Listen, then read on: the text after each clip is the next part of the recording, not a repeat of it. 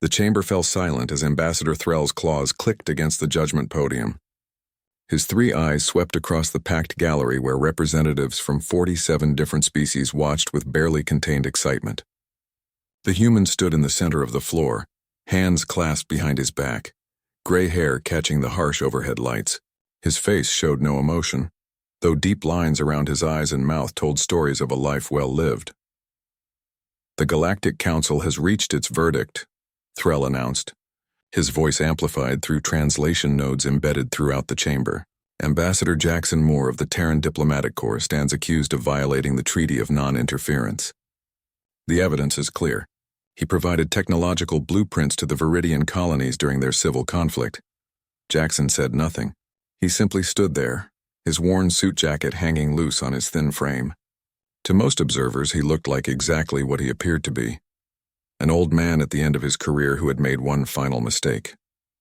Several council members whispered among themselves, clearly pleased with how smoothly this proceeding had gone. Humans had been petitioning for a permanent council seat for decades. This scandal would set their ambitions back by generations. However, Threll continued, mandibles clicking with satisfaction, the council recognizes that execution would create diplomatic complications. Instead, we invoke our ancient right. The accused will face trial by combat in the arena of judgment. Should he survive for one standard rotation against our champion, he will be granted freedom. Should he fall, his guilt is confirmed and his species will accept the judgment without protest. A murmur rippled through the crowd. The arena clause was ancient, rarely used, and never survived by the accused. It was designed to give the appearance of mercy while guaranteeing the outcome. Their current champion was a Krellian battle beast, standing 4 meters tall with armored hide thick enough to stop plasma fire. It had torn apart 17 previous challengers without sustaining a single injury. Jackson finally spoke, his voice quiet but steady. "I accept the council's judgment." Threll's eyes widened slightly. He had expected begging, perhaps anger. Most species when facing the arena showed some emotion. "You have 1 standard hour to prepare. You may select 1 item of personal significance to carry with you. No weapons, no shields, no technology beyond basic clothing." "I understand," Jackson replied. 2 guards moved forward to escort him to the preparation chambers beneath the arena. As he turned to leave, several council members noticed something glinting at his neck, partially hidden beneath his shirt collar. A chain of some kind. Threll dismissed it with a wave of his claw. Jewelry, perhaps, or some human religious item. It would make no difference. The holding cell beneath the arena was stark and cold. Jackson sat on the single bench, head bowed, hands folded. The guards had searched him, stripped him of everything except his basic clothes and that chain around his neck. One guard, a young Altarian with purple scales, watched him with something resembling pity. "Old human," the guard said softly, "your death will be quick." The champion does not play with his food. This is mercy of a kind. Jackson looked up, and for just a moment the guard saw something flicker in those pale blue eyes, something that made his scales prickle with instinctive unease. "I appreciate your kindness, son." The hour passed quickly. Jackson spent it in silence, occasionally touching the chain at his neck. Above them, the arena filled to capacity. This was entertainment, after all. Watching the humans get knocked down from their arrogant diplomatic perch would be satisfying to many species, who found them too aggressive, too unpredictable, too stubbornly optimistic in their approach to galactic politics. The great doors of the arena groaned open. Jackson walked out into the circular combat floor, sand crunching beneath his worn dress shoes. Overhead, the open atmosphere allowed natural sunlight to pour down, and the heat was intense. The arena was massive, 500 meters across, with walls rising 30 meters high to protect the spectators. Thousands of beings filled the seats, their sounds creating a cacophony of whistles, clicks, roars, and electronic tones. On the opposite side, the champion's gate remained closed. Threll's voice boomed across the space. "Let all witness this trial by combat. The human Jackson Moore will face our champion. The trial begins when both parties are present. It ends when one cannot continue, or when the standard rotation completes. Let the judgment commence." The champion's gate exploded open. The Krellian battle beast charged forward, and the ground actually shook with each thundering step. It was even larger than Jackson had imagined, with 6 limbs ending in razor-sharp claws. Its mouth opened to reveal rows of crystalline teeth designed to shear through metal. The crowd roared its approval. Jackson stood perfectly still, watching the creature close the distance. 300 meters. 200. 100. He made no move to run, to dodge, to even raise his hands in defense. The crowd's roar changed tone, confusion mixing with bloodlust. What was the human doing? At 50 meters, Jackson reached up and pulled the chain from around his neck. A small rectangular piece of metal dangled from it, catching the sunlight. He held it up in front of him, not as a weapon, but as if displaying it. The gesture was strange enough that even the battle beast slowed slightly, its primitive brain confused by prey that did not flee. In the council box, Ambassador Threll leaned forward, his superior eyesight allowing him to see details others missed. The metal rectangle had markings on it, text of some kind and numbers. "What is he doing?" Threll muttered.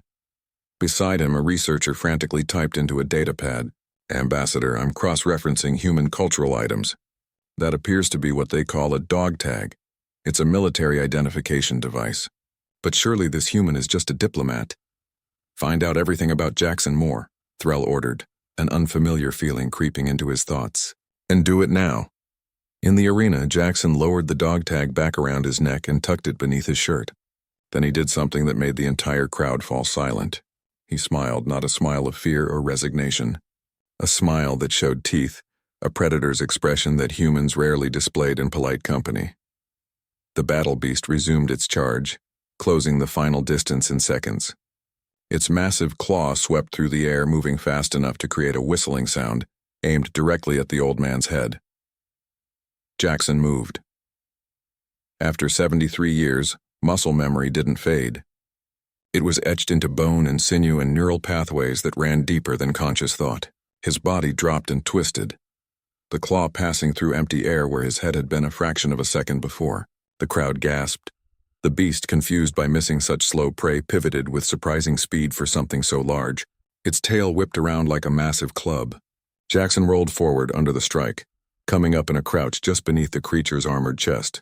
He drove his fist upward, not at the heavy armor, but at the joint where the front limb connected to the body. The impact sounded like a gunshot. The beast screamed, and that limb buckled slightly. Jackson was already moving again, his dress shoes sliding in the sand as he circled around to the creature's flank. He was breathing hard now, the decades since his last real combat showing themselves, but his mind was sharp and clear. The researcher in the council box looked up from his pad, his face having gone pale. "Ambassador, you need to see this. Jackson Moore, age 73, retired from diplomatic service 15 years ago. Before that, yes, he was a diplomat for 30 years. But before that, he swallowed hard. Before that, he spent 28 years in something called the Terran Marine Corps. Multiple combat deployments. Classified operations. He has 17 medals for valor, 12 for tactical excellence, and 3 for actions that remain sealed under Terran military secrecy protocols."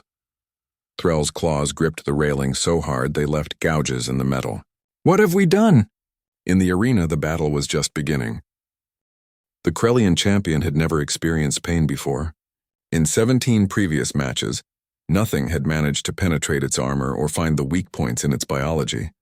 Now this small, fragile creature had struck something that sent lightning bolts of agony through its nervous system.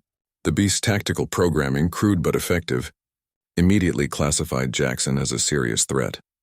It attacked with renewed fury, both front limbs sweeping in coordinated strikes meant to catch prey trying to dodge. Jackson read the attack pattern in the creature's muscle movements, saw it coming before the beast even began its motion. He dropped flat to the sand, letting both massive claws pass over him with centimeters to spare. As the beast's momentum carried it forward, Jackson pushed up and drove his elbow into the back of the creature's knee joint on its right rear leg. Another scream. Another weak point exploited. The crowd had gone from roaring approval to shocked silence. This was not how these trials went. The accused was supposed to run, to cower, to die quickly beneath the champion's overwhelming power.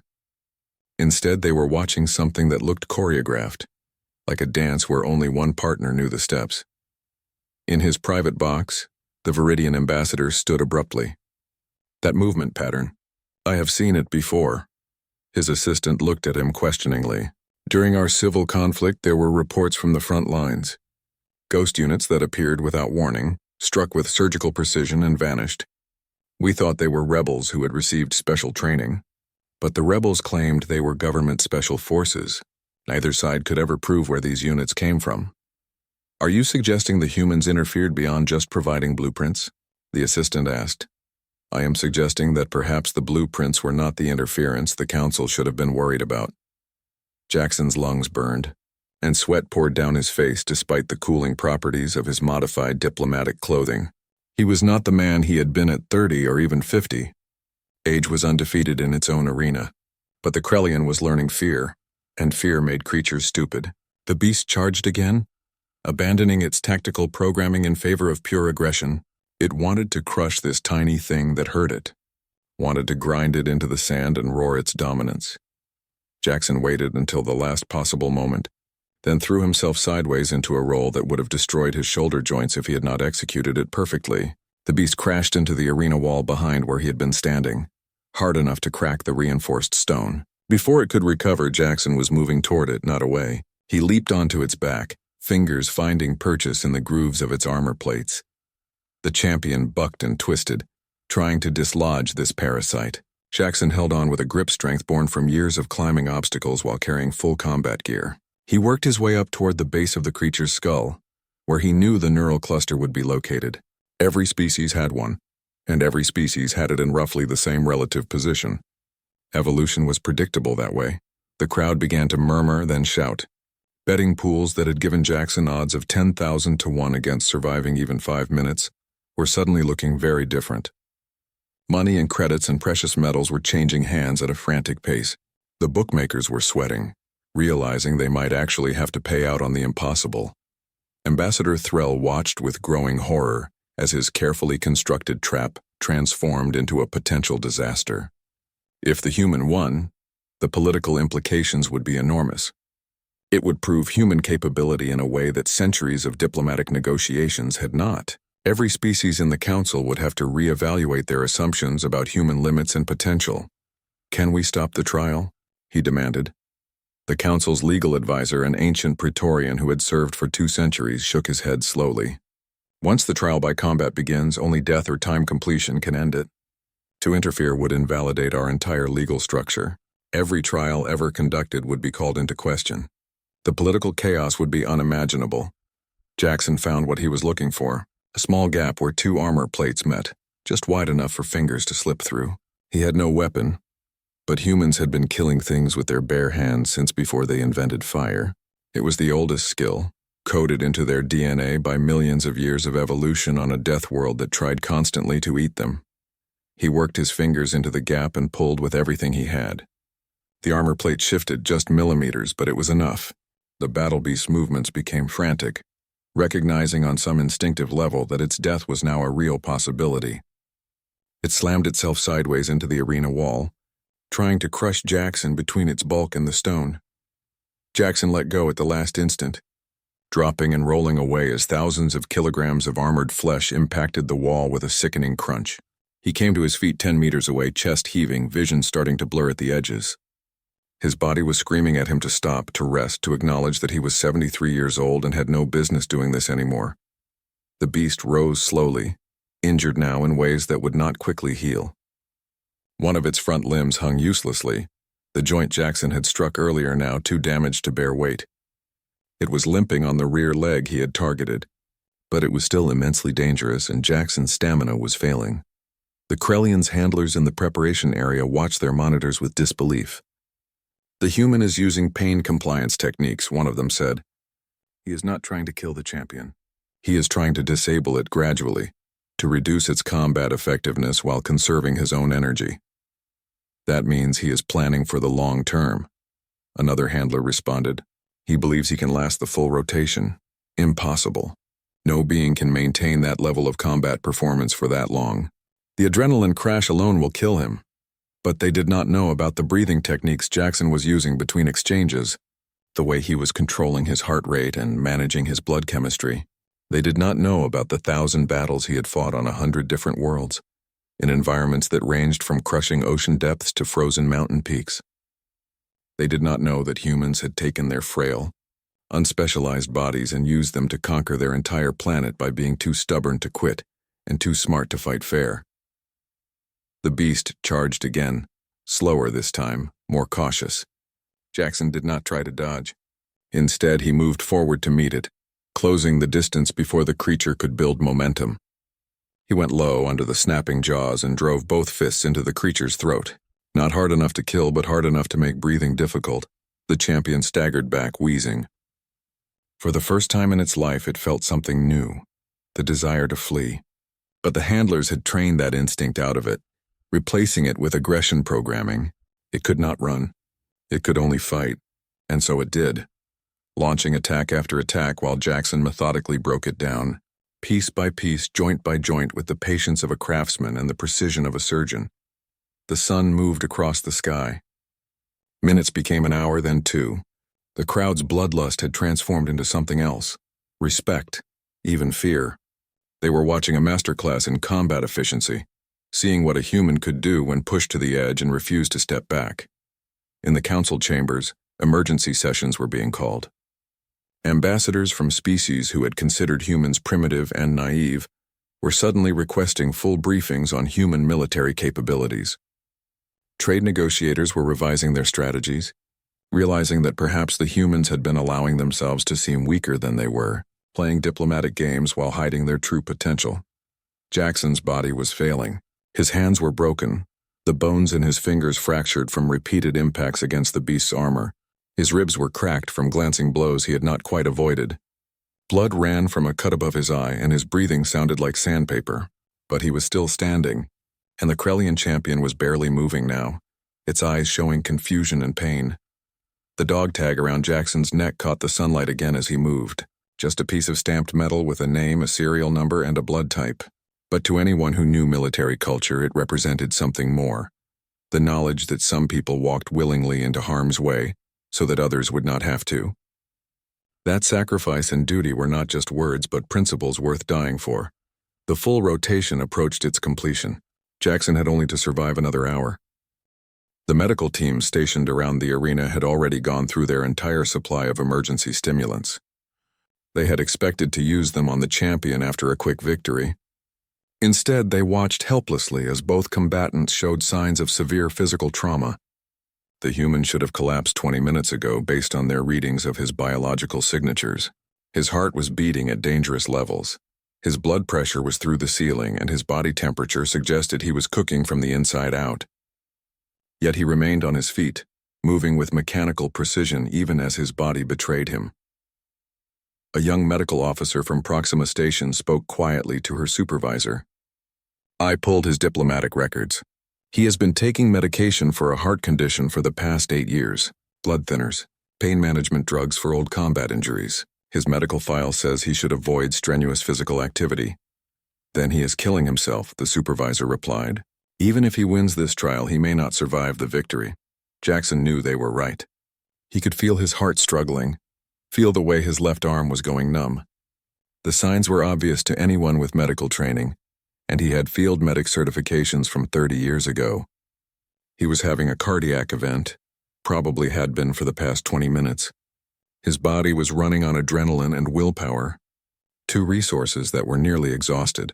The Krellian made another lunge, clumsy now, its movements those of a creature whose nervous system had been systematically compromised.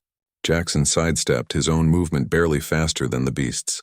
His counter-strike landed on the creature's flank, but there was almost no force behind it. His muscles were simply not responding anymore. They circled each other like 2 fighters in the final round of a championship match, both knowing the end was near, but neither willing to be the first to fall. The crowd had gone silent again, not from shock this time, but from a kind of reverence. They were witnessing something rare. 2 beings pushing themselves beyond their physical limits, beyond what should be possible, into a realm where only will mattered. In the Terran Embassy building, located 50 kilometers from the arena, alarms had been blaring for the past 3 hours. Ambassador Chen, Jackson's replacement and former protege, had been trying to contact the council to stop the trial. She had been blocked at every turn. Now she stood before a secure communication terminal, speaking directly to the Terran High Command. Sir, I need authorization to deploy our security team to extract him. He is dying in that arena while they watch for entertainment. The face on the screen belonged to Admiral Richardson, a man whose career had overlapped with Jackson's military service. His expression was carved from stone. Denied. If we intervene, we validate their trial. We admit we cannot play by their rules. Jackson knew what he was doing when he accepted their judgment. He is 73 years old, Chen said, her voice breaking slightly. He is a Marine, Richardson replied. Once a Marine, always a Marine. He is fighting this battle the only way he knows how, and he is doing it for all of us. Every human in Council space benefits if he wins. Our entire species gains respect. We have been unable to earn through diplomacy. Do not dishonor his sacrifice by interfering. Chen closed the connection and slumped against the wall. She had worked with Jackson for 15 years, learned diplomacy from him, watched him navigate impossible political situations with humor and grace. She had known he was former military, but he never spoke about those years. He was always just the friendly old man who brought cookies to staff meetings and remembered everyone's birthday. Now she understood why he never talked about his past. Because talking about it would have meant acknowledging the things he had done, the places he had been, the person he had been before he chose the path of peace. Some doors once closed were better left that way. The arena timer showed 43 minutes remaining. Jackson's vision was narrowing to a tunnel. He recognized the symptoms of oxygen deprivation, knew his heart was not pumping efficiently enough to keep his brain fully supplied. He had perhaps 5 more minutes of consciousness left, maybe less. Then he would collapse, and the trial would end with his defeat. The Krellian seemed to sense victory approaching. It gathered itself for one final attack, drawing on reserves of strength bred into it through generations of genetic manipulation. This was what it had been created for, to be the ultimate arena champion, to destroy all who faced it, to represent the Council's power and authority. It would not be defeated by this broken old creature, regardless of his tricks and strange fighting methods. The charge came with surprising speed. Jackson tried to dodge, but his legs would not obey. The massive head caught him in the chest and lifted him off his feet. He flew through the air and landed hard, rolling several times before coming to a stop near the center of the arena. He tried to rise and managed to get to his hands and knees before his arms gave out. He collapsed face first into the sand. The crowd erupted. Some cheered the champion's victory. Others shouted in dismay, their bets now lost. But many simply sat in stunned silence, recognizing that they had just watched something extraordinary end in the only way it could have. The human had been magnificent, but biology was not negotiable. Age and injury had claimed another warrior. Ambassador Threll stood, prepared to announce the trial's conclusion and the human's guilt. But before he could speak, something happened that froze the words in his throat. Jackson moved. Just slightly, just a shift of his arm, but movement nonetheless. Then his hand pressed into the sand and he pushed. His body rose a few centimeters, then fell again. The Krellian turned, seeing the movement, confused by prey that would not stay down. In the Terran embassy, Admiral Richardson watched the live feed with an expression that might have been pain or pride. He spoke to no one in particular. "Get up, Marine. That is an order." Jackson heard nothing except the sound of his own blood rushing through his ears. But somewhere in his failing consciousness, in the place where duty lived alongside muscle memory and ingrained discipline, something responded. His instructors from basic training 50 years ago had beaten one lesson into him above all others. A Marine does not quit, does not surrender, does not accept defeat while breath remains in their body. They had made him run until he collapsed, then ordered him to run more. They had thrown him into ice water and demanded he complete complex tasks with numb fingers. They had deprived him of sleep and food and basic comfort, then evaluated his performance under those conditions. They had done all of this to answer one question. When everything was taken away, when the body failed and the mind screamed to stop, what remained? For Jackson, the answer had always been simple. Duty remained. The mission remained. The promise he had made when he took his oath remained. Those things could not be broken by something as insignificant as pain or exhaustion or the certainty of death. He pushed again, and this time his arms held. He made it to his knees, swaying, blood dripping from his mouth where he had bitten through his tongue. The Krellian approached slowly, warily, no longer sure what this creature was. Things that were broken were supposed to stay broken. This was not normal behavior. Jackson reached up and touched the dog tag at his neck one more time. The metal was warm from his body heat. He thought about the men and women whose names were on similar tags, people he had served with, people who had fallen while he lived. He thought about the promises made over their graves, the silent vows to make their sacrifices mean something. This was not about him. It had never been about him. It was about showing the galaxy what humans were, what they could endure, what they would do when pushed to the edge. He got one foot under him, then the other. He stood, though standing was a generous term for the way his body wavered and shook. His hands hung uselessly at his sides, the fingers too damaged to make fists. His eyes could barely focus. But he was standing, and that was enough. The Krellian champion, bred and trained to fight, found itself experiencing something its creators had not anticipated. Doubt. This prey creature should be dead. By every logical measure, it was dead. Yet it stood.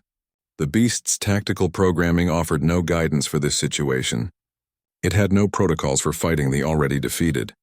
So it did the only thing it could. It attacked once more, determined to end this impossibility. The Krellian's final charge was the desperate attack of a creature that had been pushed beyond its design parameters. It had been created to dominate through overwhelming physical superiority, not to engage in extended combat with an opponent who refused to acknowledge defeat. Every system in its enhanced biology was screaming warnings. Multiple joints were compromised. Internal bleeding had begun. The neural pain suppressors implanted during its conditioning were failing, allowing sensations it had never experienced to flood its consciousness. Jackson watched the charge through eyes that saw double, then triple. His brain was shutting down non-essential functions to preserve what remained. Time seemed to slow, each second stretching into eternity. He had experienced this before in other battles on other worlds. Combat pilots called it the zone. Soldiers called it operational clarity. Scientists would say it was adrenaline and enhanced neural processing. Jackson just knew that in these moments everything became simple. The beast's attack pattern was obvious now, telegraphed by the way its weight shifted and its muscles bunched. It would try to grab him with its remaining functional limb, pull him close, and crush him with its jaws. A finishing move that had ended many lives in this arena. Jackson had no strength to dodge, no speed to escape, so he would not try to do either. Instead, as the massive claw reached for him, Jackson stepped forward into the grab rather than away from it. The movement confused the beast's trajectory calculations, and the claw closed on empty air just behind Jackson's body. He was now inside the creature's reach, pressed against its armored chest, too close for it to effectively attack with its size advantage. It was a principle as old as combat itself. When facing a larger opponent, eliminate their range advantage by getting closer, not farther, using the last of his strength. Jackson drove his elbow upward into the soft tissue under the Krellian's jaw. His arm bones creaked with the impact, and white-hot pain shot through his nervous system. But the beast's head snapped back, and its jaws missed his shoulder by centimeters. Jackson did not stop. Could not stop. He struck again, same target, pouring everything remaining into that single point of vulnerability. The Krellian staggered backward, its roar transforming into a sound of pure pain. Jackson fell to his knees, unable to maintain his feet any longer. His vision went completely black for several seconds, then returned as grainy static. He could no longer feel his hands or most of his arms. His chest felt like someone had placed a steel band around it and was slowly tightening. This is it, he thought with strange clarity. This is where it ends. Not a bad place to die, standing against impossible odds, making them earn it. The young Marines would tell stories about this, maybe, or maybe not. Either way, he had given everything he had. The crowd had gone completely silent. Thousands of beings from dozens of species watched a scene that challenged their understanding of biological limits. Both combatants were clearly finished, both beyond their capacity to continue. Yet neither fell completely. The human remained on his knees, swaying. The Krellian stood with its head lowered, legs trembling, each breath a labored wheeze. In the council box, the legal advisor consulted the ancient rules one more time. If both combatants are still conscious when the rotation completes, the trial is considered inconclusive. The accused cannot be found guilty, but neither is he fully exonerated. Typically, a second trial is scheduled after both parties have recovered. Ambassador Threll's eyes widened. You cannot be serious. Look at them. Neither will survive to see tomorrow, much less recover enough for another trial. The rules do not account for the condition of the combatants, the advisor replied, only whether they remain conscious and alive. Those two criteria are what matter. 38 minutes remained. Both the human and the beast had been fighting for nearly 4 hours. Medical experts in the crowd were openly stating that both should be dead already. The human's heart should have failed. The beast's injuries should have caused fatal shock. That they remained standing, or in Jackson's case kneeling, was beyond medical explanation. On a secure Terran military channel, dozens of high-ranking officers watched the feed. Many had served with Jackson decades ago. They saw in his broken form the same man who had held a position against overwhelming enemy forces on Kepler 442b for 16 hours. The same man who had walked through a radiation zone to rescue trapped civilians on New Tangiers. The same man who had earned every one of those classified medals through actions that still could not be publicly discussed. General Martinez, retired now but still influential, spoke what they all were thinking. He is buying us a seat at their table with his blood. Every moment he stays conscious is another moment they have to respect what humans can do. Win or lose, we gain from this. It is a hell of a price to pay, someone responded. It is always a hell of a price, Martinez replied. That is why we remember those who pay it. Jackson tried to focus his eyes on the timer display, but he could no longer see it. His consciousness was flickering like a candle in a strong wind, going out for seconds at a time before guttering back to life. During one of these dark periods, he had a vivid memory of his first combat deployment. He had been 19 years old, terrified, certain he would die in some meaningless skirmish on a planet whose name he could barely pronounce. His sergeant, a grizzled veteran named Thompson, had pulled him aside before they dropped. Listen to me, Boot. You are going to be scared. That is fine. Scared is good. Scared keeps you alert. But when the time comes, when everything goes sideways and you have to act, you will find something inside yourself you did not know was there. Every human has it. We are not the strongest or the fastest, but we are the ones who do not quit. Remember that when it gets dark. Jackson had carried those words through 3 decades of military service. Now, more than half a century later, he clung to them one more time. Do not quit. The words became a mantra repeated with each labored breath. Do not quit. Even if his body failed, even if death came, he would face it on his feet or die trying. He commanded his legs to move and was shocked when they obeyed. Slowly, shakily, using willpower that seemed to come from somewhere outside his failing body, Jackson stood up. The crowd erupted in a sound that transcended language, a collective expression of awe and disbelief. Even species that had no concept of honor understood they were witnessing something profound. The Krellian champion watched this impossible resurrection with its remaining functional eye, the other having swollen shut from internal injuries. Its programming tried to analyze the threat, to calculate attack vectors, but the systems were failing. Pain and exhaustion had reduced its enhanced intelligence to base animal instinct. It knew only that this prey thing would not die, and that knowledge triggered something primal. Fear. For the first time in its existence, the arena champion took a step backward. Away from an opponent, away from a fight. The gesture was small, almost unnoticeable, but the handlers watching their monitors saw it clearly. They looked at each other with expressions of shock. Their perfect killing machine, conditioned from birth to know no fear, had just retreated. Jackson took a step forward. Then another. His body was operating on autopilot now. Muscle memory and training overriding the shutdown commands his nervous system was desperately trying to send. He had no plan, no strategy. He simply moved toward his opponent because that was what you did. You advanced. You did not retreat. You did not surrender. You moved forward until the objective was achieved or you were physically incapable of movement. 25 minutes remained. Jackson had no idea how much time had passed or how much remained. Time had lost all meaning in the space between heartbeats. He existed in an eternal present, where there was only the next step, the next breath, the next moment of consciousness pulled from the edge of the void. The Krellian charged one final time, but there was no strength behind it. It was the flailing attack of a creature that had nothing left. Jackson met it head-on, and they collided like 2 falling buildings coming together. Both crashed to the sand in a tangle of limbs and armor and flesh. Neither moved after they hit the ground. The arena fell silent. Medical teams rushed forward, their delayed response time carefully calibrated to ensure they interfered as little as possible with the trial's outcome. They reached the two combatants and immediately began scanning life signs. The crowd leaned forward in their seats, desperate to know the result. The head medical officer stood and turned to face the council box. His next words would change everything. The medical officer's voice carried across the silent arena through the amplification system. Both combatants are alive. Both remain conscious, though barely. According to my readings, the human's heart is in severe distress and the Krellian has suffered catastrophic internal injuries. However, neither has lost consciousness. The trial continues. A collective breath released from thousands of beings. Ambassador Threll gripped the railing before him so hard that his claws pierced through the metal. This was supposed to be simple. A quick execution disguised as justice. Instead, it had become a demonstration of human endurance that would be discussed for generations. Every calculation he had made about human capability had been wrong. The medical teams withdrew to the arena perimeter, leaving the two combatants lying in the sand.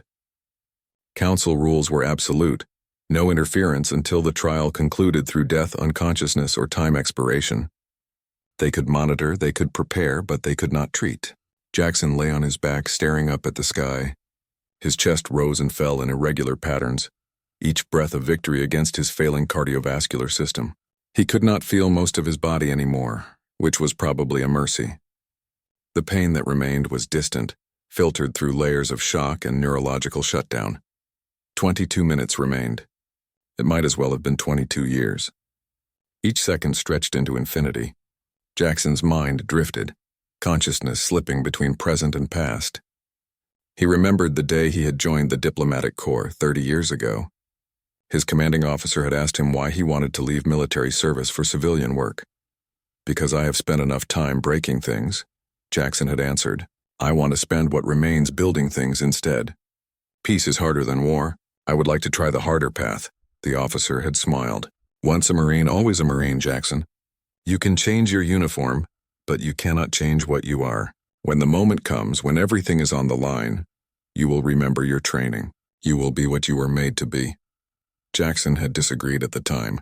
He had truly believed he could leave that life behind, could become someone new. 30 years of diplomatic success had seemed to prove him right. He had negotiated treaties, prevented conflicts, built bridges between species that had been enemies for centuries. He had been proud of the person he had become, the peaceful man who solved problems with words instead of violence. Now, lying broken in an alien arena, he understood the truth. His officer had been right. You could never truly leave behind what you had been. The diplomat and the warrior were not separate people. They were two faces of the same coin, and circumstances determined which face showed. He had not abandoned his warrior self. He had simply channeled it into a different kind of battle. 3 meters away, the Krellian champion struggled with its own consciousness. Its enhanced brain was not designed for complex thought, but pain and fear had triggered unexpected cognitive development. For the first time, it experienced something like self-awareness.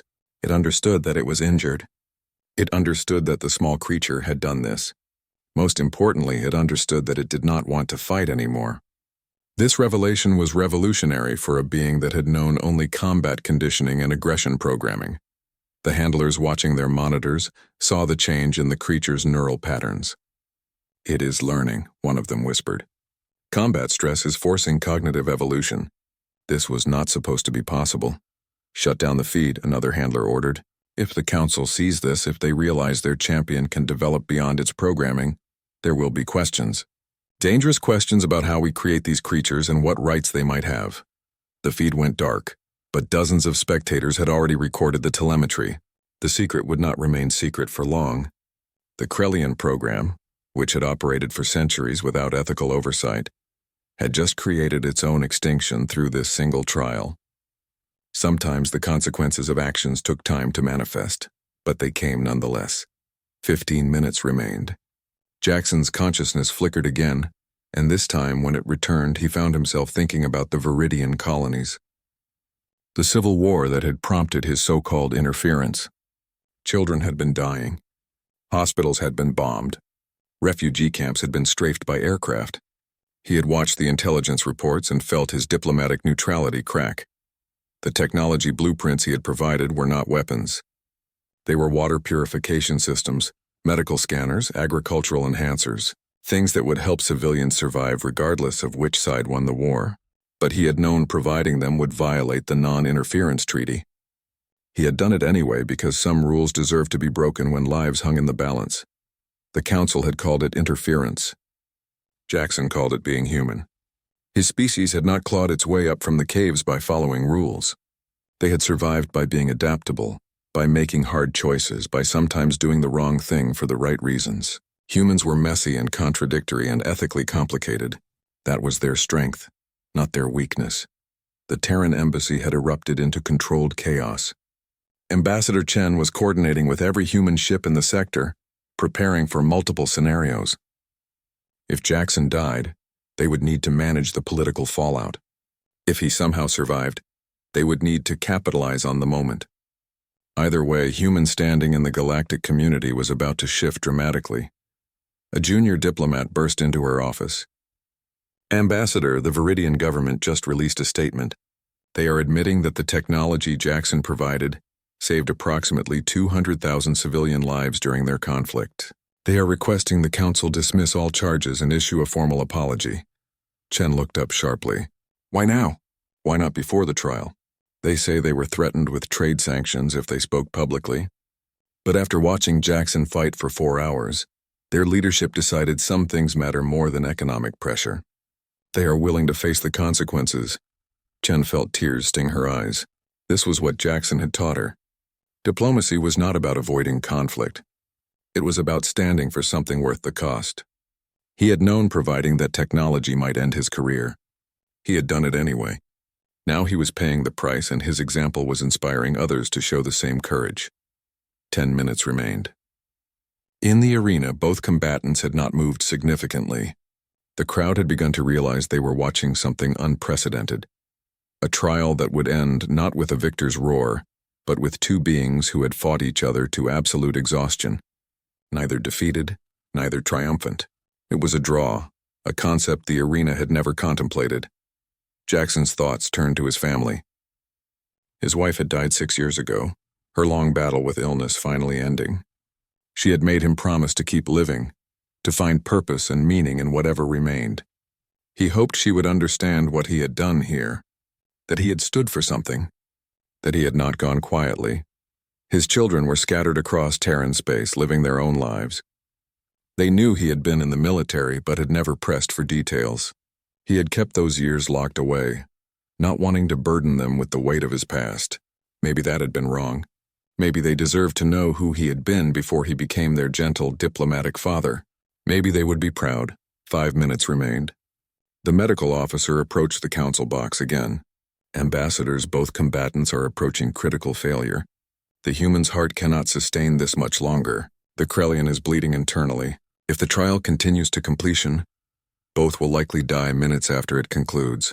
I am formally requesting permission to intervene. Ambassador Threll looked at the legal advisor, who shook his head firmly. The rules are absolute. We cannot intervene. Then we are watching a double execution, the medical officer said. I want that noted in the official record. This is not justice. This is cruelty disguised as tradition. Threll said nothing. What could he say? The officer was right.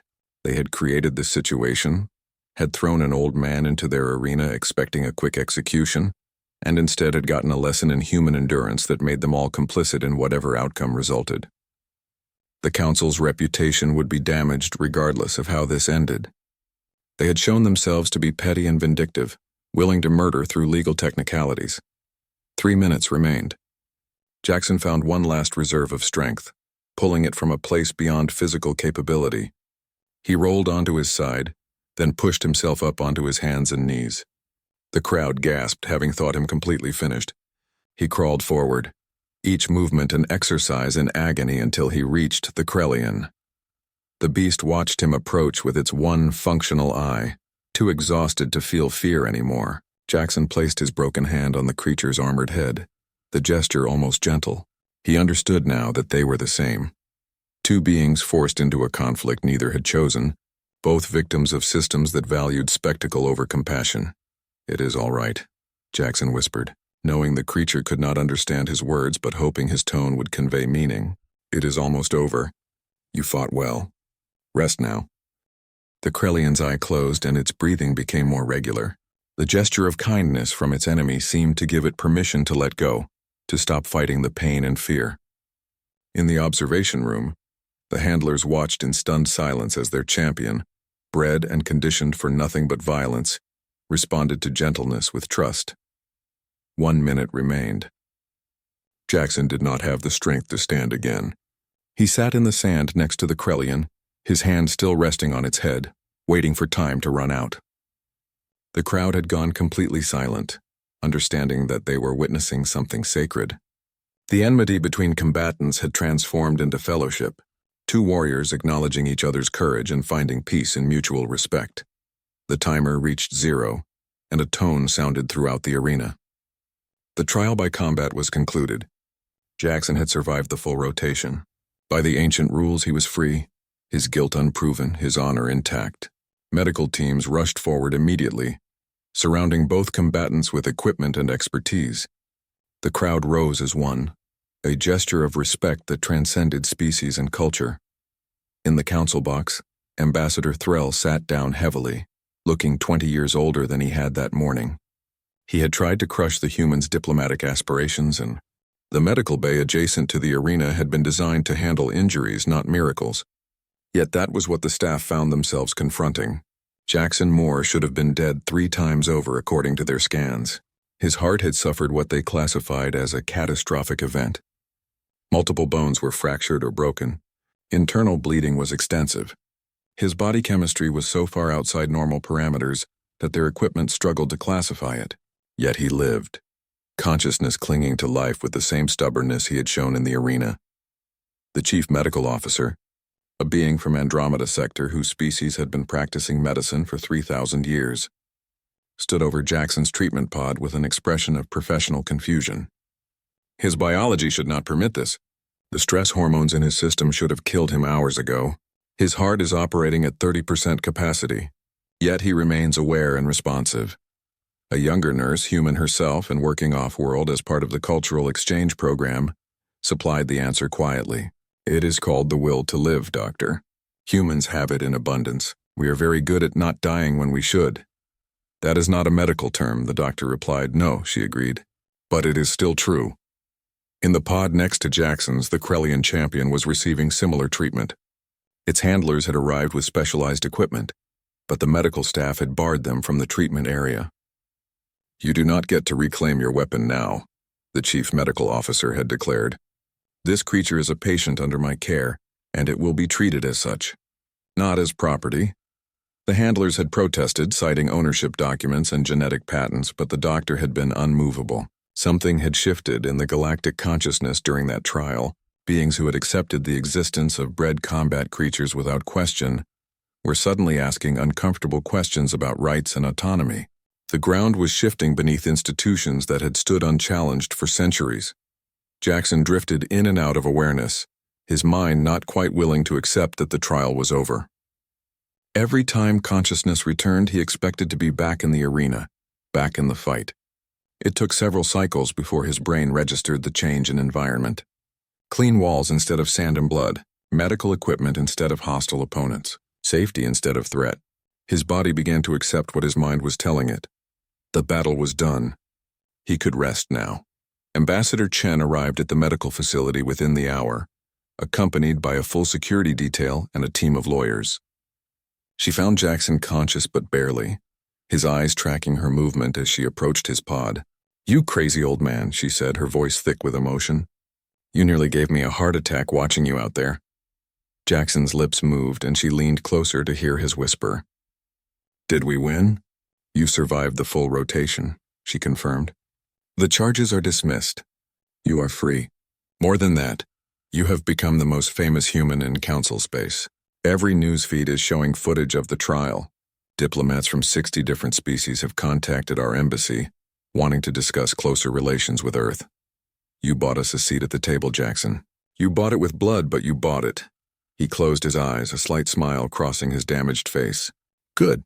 Worth it, then." His voice grew even softer. "The creature. The Krellian. How is it?" Chen glanced at the nearby pod. "Alive, recovering. The doctors say it will live, though it may never fight again. Why do you ask?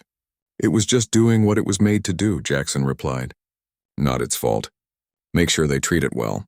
It earned that much. Chen nodded, filing away that request. Even now, after everything, Jackson was thinking about others. That was who he was, the core beneath the warrior and the diplomat. Someone who cared even when caring cost him dearly. She stayed with him until he drifted into a deeper sleep, then went to face the political storm that was gathering. The Galactic Council had convened an emergency session. The arena trial had exposed fractures in the council structure that could no longer be ignored. 3 member species had already filed formal protests about the use of trial by combat against elderly diplomatic personnel. 7 more had raised questions about the Krelian breeding program and its ethical implications. The Viridian admission about Jackson's humanitarian aid had complicated the entire political landscape. Ambassador Threll found himself on the defensive for the first time in his long career. The trial was conducted according to established protocols, he argued to the assembled council. The human accepted the terms freely.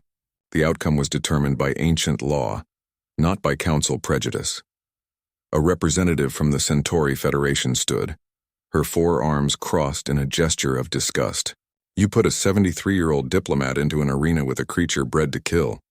You expected him to die and thought his death would weaken human diplomatic standing. Instead, you have made him a symbol of human resilience. You have shown every species in council space that humans will not break no matter the pressure applied.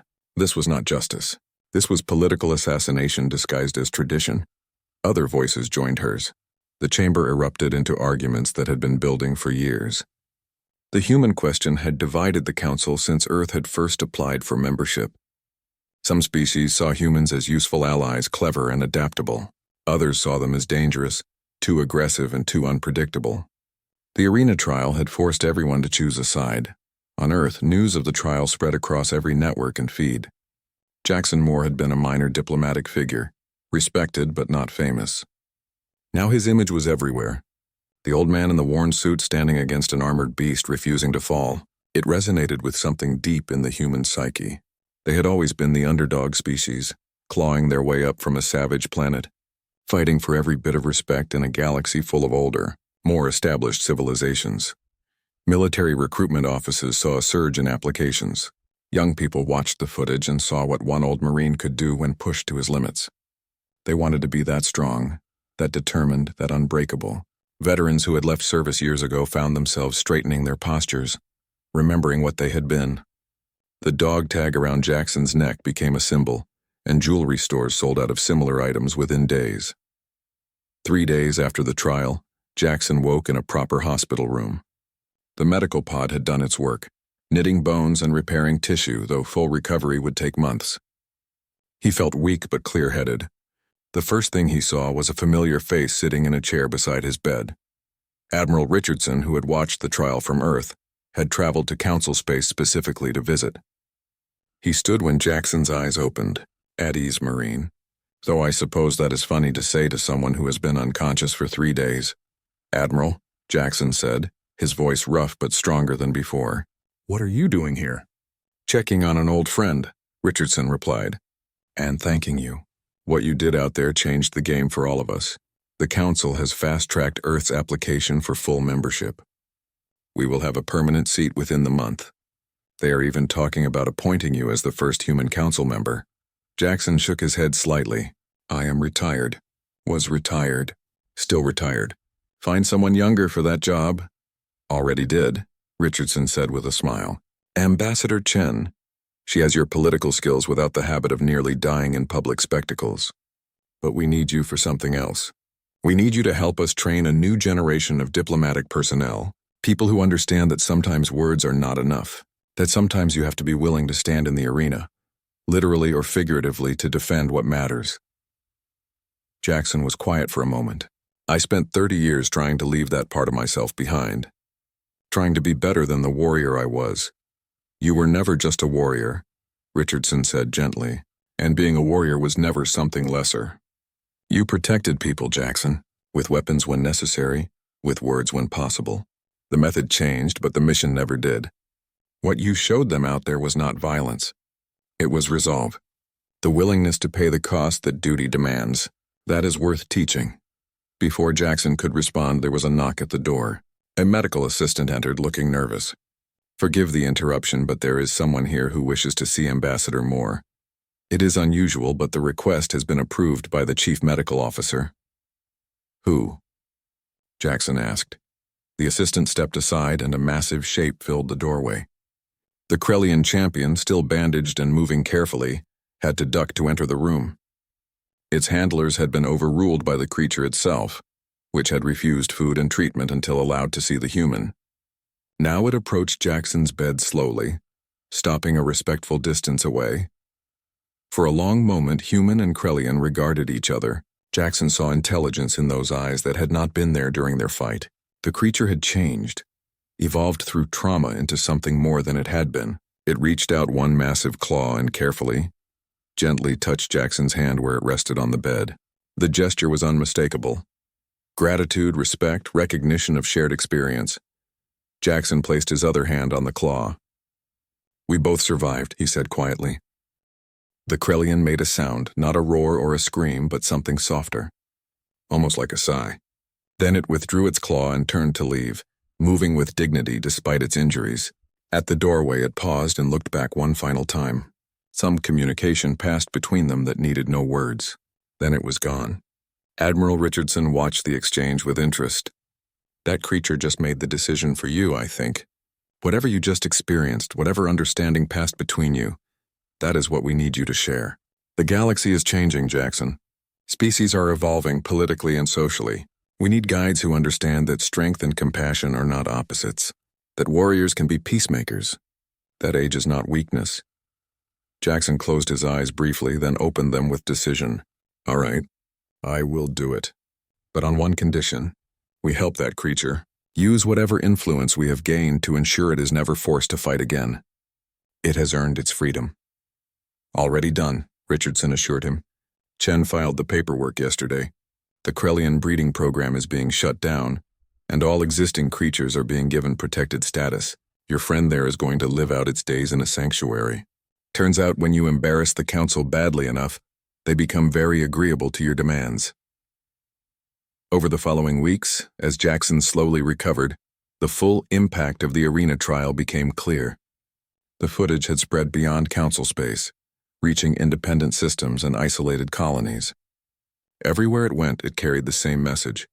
Humans could not be easily broken, could not be dismissed as minor players in galactic politics. The old man with the dog tag had become a symbol for an entire species. The Galactic Council's attitude toward Earth shifted dramatically. What had been tolerance became respect. Trade agreements were renegotiated in humanity's favor. Military alliances were proposed. Cultural exchanges expanded. The doors that had been slowly opening suddenly swung wide, and humanity walked through them with confidence earned through one man's refusal to surrender. Jackson Moore eventually returned to Earth, but not to retirement.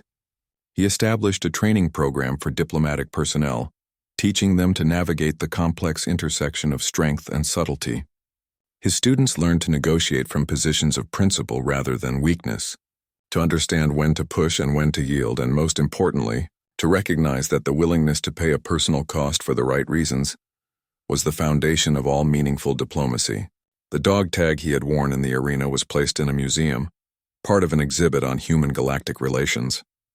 Millions visited to see it, that small piece of stamped metal that had hung around the neck of a man who refused to quit. School children studied the arena trial in their history classes. Young diplomats and soldiers both claimed Jackson as their inspiration. Years later, when asked about the trial during an interview, Jackson gave his answer carefully.